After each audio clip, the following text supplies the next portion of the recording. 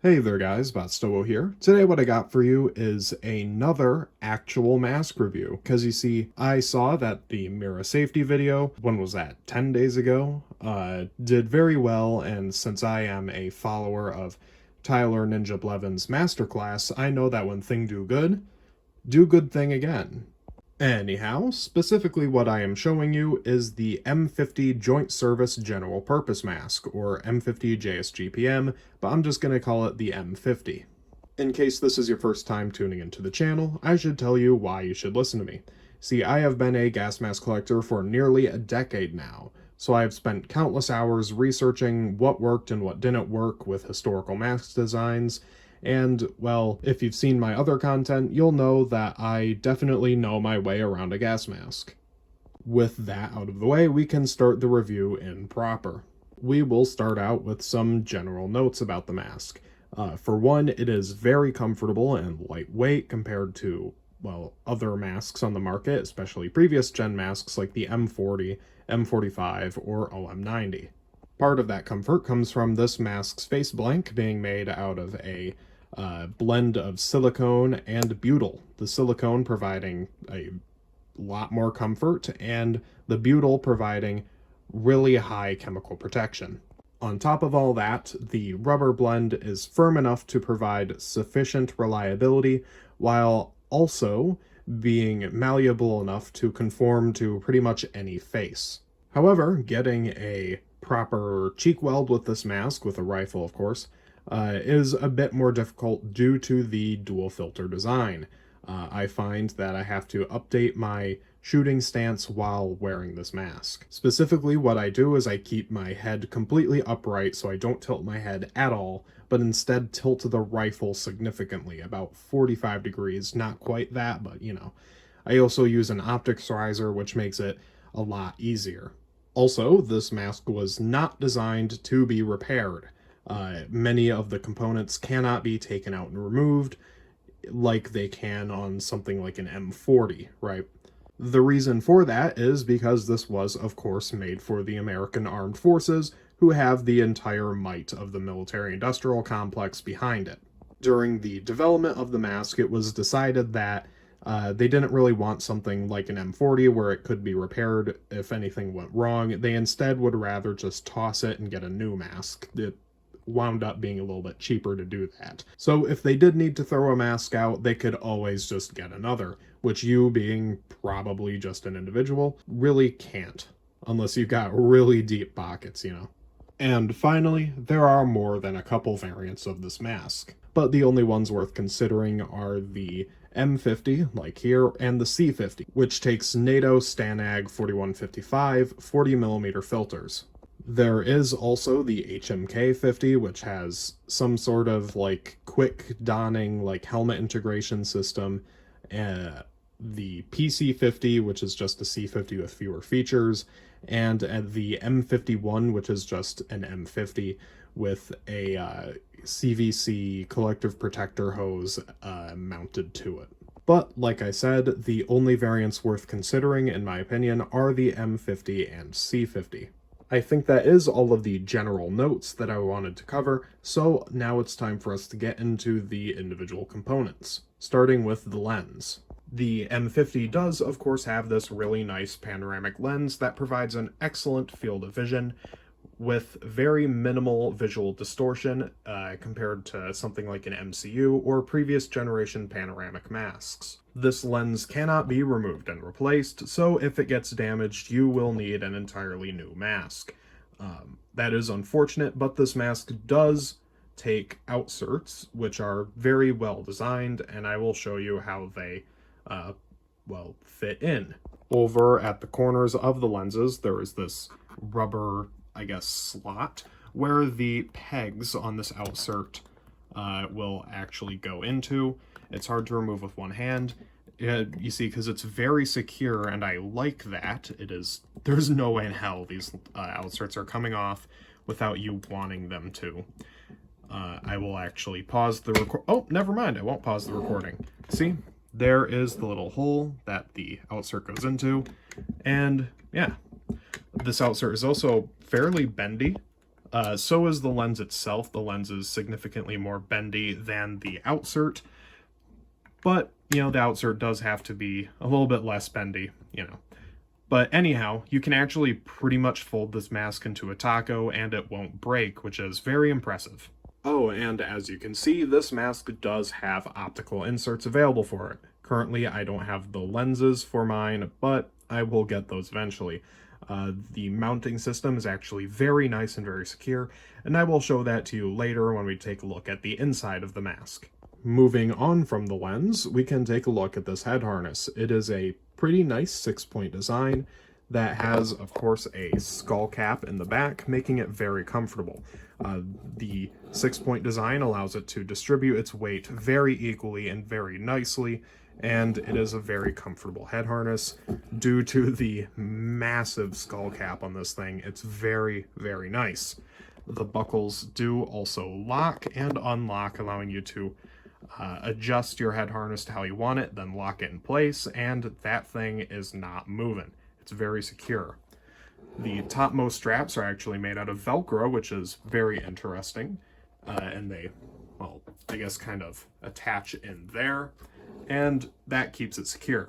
I quite like this head harness overall, but do note that because of the design of the uppermost straps, well, the forehead straps, if your head harness gets damaged, you need to replace it with a 50 series head harness. You can't just take another head harness that you have laying about and just put it on there, which is kind of unfortunate, but hey, it's a good harness overall. Oh, and before we move on, this head harness is very easy to pull over the front of the facepiece, and it has this very nicely designed donning loop that greatly increases the speed at which you can put this thing on. Now I'm going to show off the whole frontal unit of the mask. This here is a voice projection unit. It's a very nice one. I quite like it. It's got this, it turns on with the switch that has a positive click.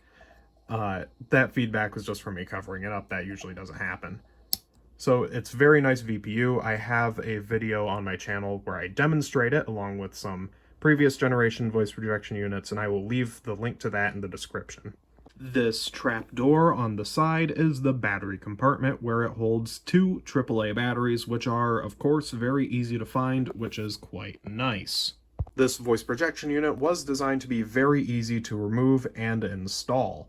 That is because, well, in the manuals they say that when you don the mask, you're supposed to put it on, and when you doff the mask, you're supposed to take the VPU off and put it in this elastic strap inside the carrier. I personally never do that because the strap doesn't really hold it in very securely, and also I prefer to just get my whole mask on in one go instead of having to fiddle around with putting something else on my face, you know?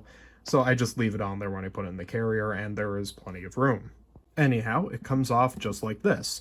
You depress this little lever here, which opens up these hooks and allows you to take it off. These 2 hooks on the top there hook in right here. I'm saying the word hook a lot. Hook, hook, hook, hook, hook. As you can see, the rear of this voice projection unit has a plug that interfaces with the M50's communications pass-through port. That's because the voice projection unit doesn't have its own internal mic and instead uses one that is located inside of the M50, which I will show you later.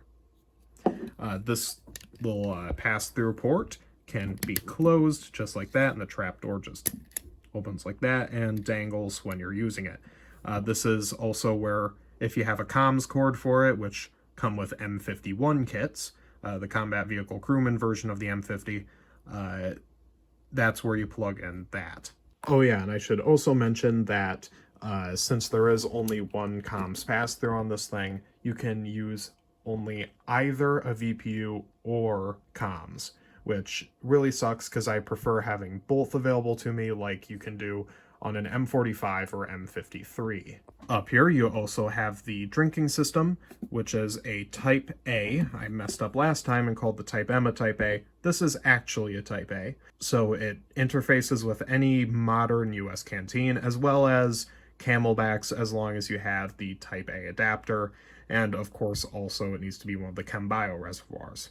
Stowage is very smartly designed. It is just this hole in the front of the facepiece that you just take it and you just slide it in, and it locks in. It's very secure, very well designed, and I don't see it ever ripping or being damaged. Up here you can see the lever for drinking. Up there it moves it towards your mouth, and down here stows it. It actually does a very good job at keeping it out of the way when you're not using it, so it's not annoying, and when you actually turn the lever, it just puts it right in your mouth, so you don't have to like shove the mask at all to actually get it in, which is very, very nice. I like that. Also on the front of the mask is your exhale valve. It also doubles as your, I guess, voice emitter, since this thing doesn't have a classic voice emitter like you'd see on an M40, M45, MCU, or, you know, OM90 or CM7M, whatever you want to call it. Instead, it just uses the exhale valve to project your voice. And it works pretty well, actually. While this does reduce the comparative number of parts, well, compared to an M40, which is what the US Army wanted in this mask, it does, however, have the problem of there being a complete and total lack of passive moisture drainage. So if you start sweating, or if you're in the cold and it starts condensing really bad, you're going to need to bend forward and let it drain out. That's kind of annoying. Anyhow, let's move on from that to the filters and inlets. The M50 only takes the M61 filtering element, which I quite like it despite it being not 40mm. These are very light and low resistance canisters, while still maintaining a high degree of protection. This is a bayonet design, which I will demonstrate in a minute, but it does also have on the actual inlet to the filter itself this little port that allows you to connect things like pre-filters for different, more niche chemical threats, and you can also install one of the hoses for an M51. This is not an M51's hose. This is a custom Papper hose I made because I like the movie SCP Overlord, and it doesn't really work. It doesn't, like, it's not really safe, but you know what? It looks cool, and that was the whole point. So this just locks in there. Once you lock it in there, it is not going anywhere until you actually rotate it and take it off. It's just kind of a neat little feature that, honestly, you will probably never use. Like I said, this is a bayonet design, so to remove it, you depress the lever on the top here and down here, and then rotate it so that this goes this way. I'm not going to do it on camera because I cannot do it one-handed. Despite me being unable to do it one-handed, I will say that it is very easy to do if you're, you know, actually wearing it. It's not on this loose head that falls over if you try doing it. So you can see here that it's got these, well, locking lugs and this little cylinder kind of peg thing that allows it to interact with this self-sealing valve. That means that it is, in theory, a lot more safe to actually change a filter while wearing the mask in a contaminated environment. I still would not recommend it because, you know, you still got to clear about, you know, the amount of poison gas that would fill up this, and also, you know, the actual inlet. You still got to clear that out, and that is not very safe, so avoid doing it. You could also hypothetically run it with only one canister, but I would very much suggest against that because the self-sealing design isn't all that secure, and it just takes that amount of force to cause it to unseal and expose you to chemical weapons. So don't do that. On top of that issue with them possibly unsealing, they are also only tension fit onto this little plug, so I would not trust that because I could see something somehow these getting pulled off and, you know, exposing you to chemical weapons. I don't like that at all. As I mentioned earlier, the C50 does not have this problem as it takes 40mm NATO filters. Honestly, between the two, I would definitely go with a C50. I just bought this because, for me, it's a collection piece. Oh, and something I forgot to mention about the canister is it does have a filter life indicator. Once it turns blue, it means that the filter has just completely expired. Something interesting to note is that it has these little bumps on the face blank that help you line up the canister when you're, well, putting it on. It's a nice little feature. Doesn't really help too much, but it does help a little. Now I will actually show off the interior of the facepiece, starting out with this peripheral seal. It is just a pretty standard, everyday, just inverted rubber dam, really. So it works great. It's a good peripheral seal. This chin cup is also quite nice, as it is a chin cup. It works, and it also has a little moisture drain, which reduces the chance of your chin slipping out due to sweat buildup. I also forgot to mention earlier that it does have a pretty nice mask beard, which allows for better hood integration, so when you look up, it doesn't, slide off your mask. Also in here, you've got this nose cup, which I think is very nice. It's very comfortable, like super comfortable. It doesn't really put a lot of pressure on the top of my nose, which I quite like.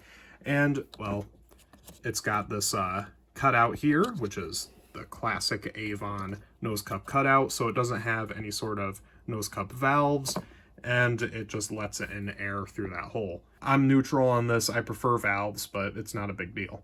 It does also have a TSO deflection system in place, so it blows inhaled air over the lens to clear fogging. You can also see our drinking tube mouthpiece, which I will actually flip the lever on if I can find it. Yep, there we go. And there it is, flipped all the way. So it puts it at the bottom of your mouth. That's like your lower lip. It's really nice. You can also see the rear of the exhale valve and the microphone and amplifier. If you take that out, there is your comms pass-through. Here you've got the glasses inserts, and as I mentioned earlier, they are very sturdy. They've actually got, you can move it up and down just on the frame there, and it locks in place with a little lever. And it's got a 3-point connection system. Up here it wraps around this little rubber dot, and then on each side under the peripheral seal, it's got a pair of pegs that go into these rubber holes. It's kind of a pain to install, but it's very sturdy, so I don't think it's a problem. So finally, is this mask worth it? TLDR, yes, I think it is. But for the longer answer, we're going to have to talk about its price point. So from my personal experience, depending on how complete of a kit you get, an M50 or C50 is going to run you about $150 to like $400. I believe $400 was what I paid for my entire kit, and that's including a facepiece, VPU, filters, the microphone and amplifier, 2 different carriers, and a whole bunch of other accessories that I didn't show in this video. And what you get for that price is a very modern, very capable mask that's lightweight, comfortable, has excellent vision, and the drawbacks aren't too big, except for the non-repairability issue. That one is kind of major in my opinion. But, as just like a tactical mask, this thing works great. As I mentioned earlier though, if you're going to pick up an M50 style mask, definitely go with a C50 over an M50 so that you get 40mm NATO compatibility, as those filters are usually a lot more common than the M61 filtering elements. Also, with 40mm ports, that allows you to use a C420 PAPR, which is, well, really a huge plus. And finally, I would definitely say this is a much, much better mask than the Mira CM7M or Czech OM90, whatever you want to call it. And with that, I will end the video. Make sure to leave your thoughts on the M50 or C50 in the comments below, and thank you very much for watching. I will see you in the next one, whenever that is.